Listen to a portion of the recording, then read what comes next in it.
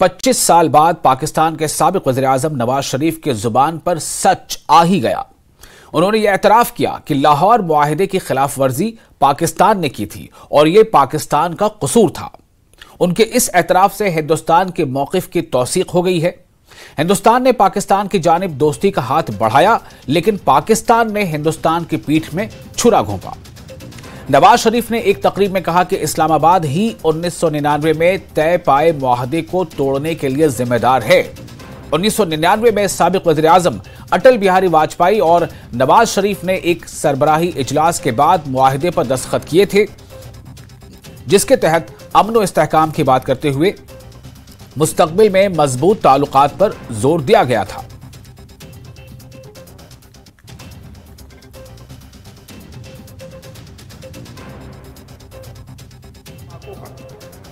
उसके बाद फिर वाजपेयी साहब लाहौर तशरीफ लाए। याद है या नहीं याद है?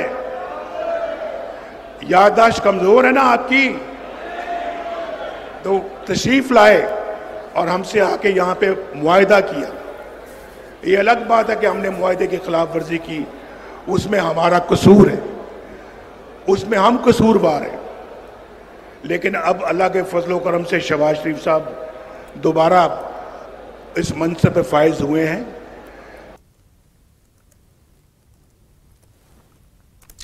तो आपने सुना कि नवाज शरीफ ने किस तरह इस बात का खुलेआम एतराफ किया कि किस तरह पाकिस्तान ने खुद को कसूरवार माना।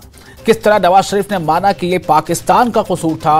जब लाहौर समझौता हुआ था, अटल बिहारी वाजपेयी उस वक्त के वजीर आजम और नवाज शरीफ उस वक्त के पाकिस्तान के वजीर आजम के दरमियान।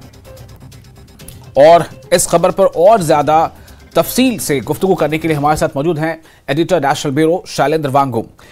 शैलेंद्र, ये जो एतराफ है अब नवाज शरीफ का कि ये पाकिस्तान का कसूर था, हमने जो है लाहौर समझौते की खिलाफ वर्जी की, इसका इस मौके पर क्या मतलब है? एक तो ये जाहिर हो रहा है कि पाकिस्तान ने खुद कसूरवार मान लिया है, उसमें हिंदुस्तान को उन्होंने क्लीन चिट भी दे दिया, जो हमारा पहले से मौक़िफ़ रहा है। लेकिन इस वक्त इस बयान का क्या मतलब निकाला जाए?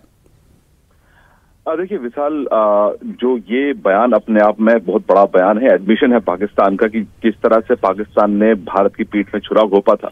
एक तरफ जहां खुद उस वक्त के प्रधानमंत्री अटल बिहारी वाजपेयी ने जो कदम उठाए थे दोस्ती को लेकर, उसके बावजूद पाकिस्तान ने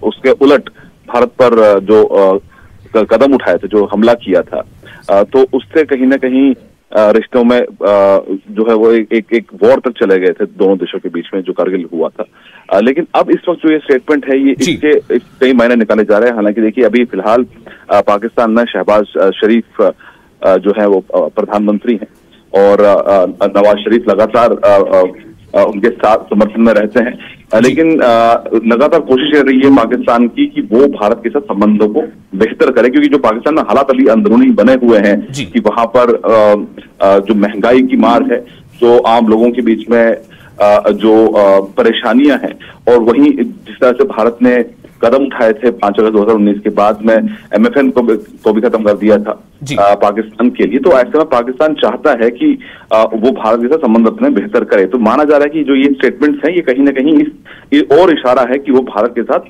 अपने संबंधों को पहले से बेहतर करना चाहते हैं। ट्रेड की जो दोबारा की मांग की जा रही है, वहां के बिजनेसमैन लगातार ये मांग कर रहे हैं कि भारत के साथ ट्रेड को रिज्यूम किया जाए।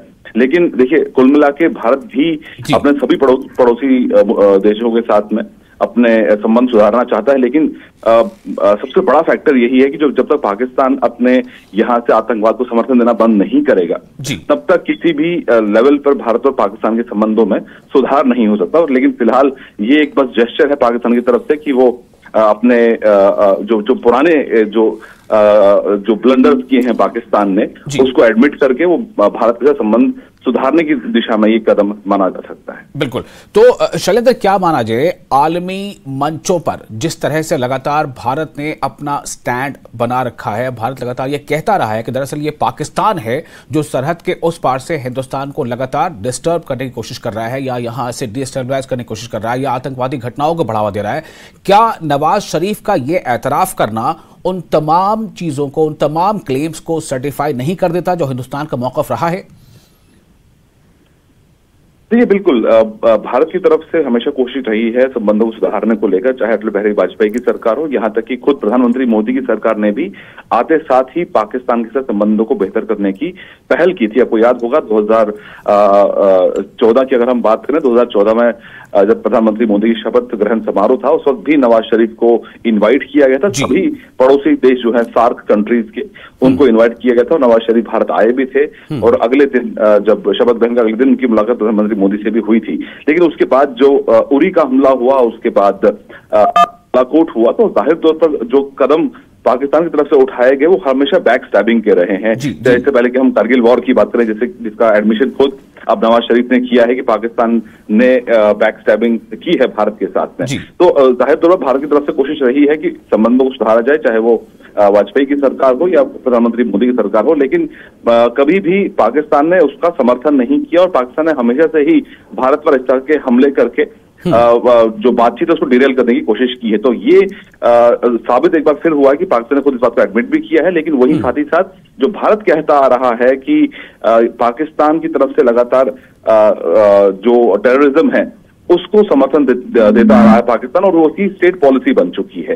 तो ऐसे में अब देखना ये होगा कि जो ये स्टेटमेंट नवाज शरीफ का है, इसके बाद क्या कोई जब यहाँ पर इलेक्शन खत्म होते हैं भारत में और नई सरकार चुनी जाती है, तो कि नई सरकार के साथ जो संबंध सुधारने की कोशिश अगर की जाती है पाकिस्तान की तरफ से, वो किस दिशा में ज्यादा, ये देखना दिलचस्प होगा।